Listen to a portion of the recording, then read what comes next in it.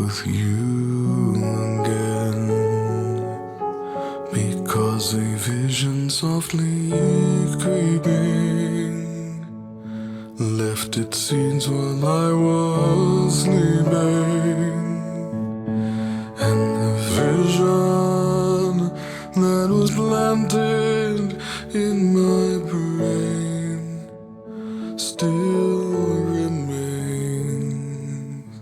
within the sound of silence. In restless dreams I walked alone,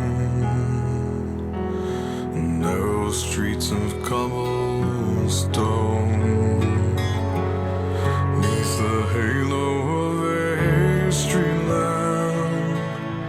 I turned my collar to the cold and damp, when my eyes were stabbed by the flash of a neon light that split the night and touched the sound of silence. And in the naked light I saw 10,000 people, maybe more,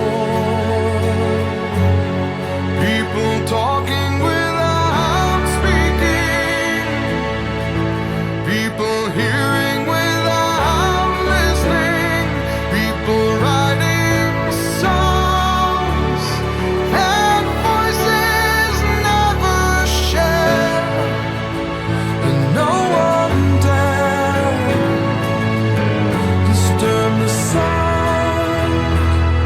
of silence. Fool, said I, you do not know. Silence like a cancer grows. Hear my words that I might teach you.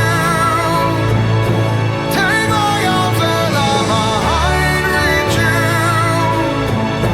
But my words, like silent raindrops, fell and echoed in the wells of silence. And the people bowed and prayed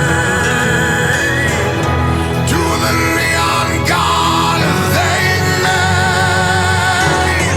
and the sign flashed out its warning, and the words that it was forming, and the sign said the words on the prophets are written on the subway walls and tenement halls, and whispered in the sound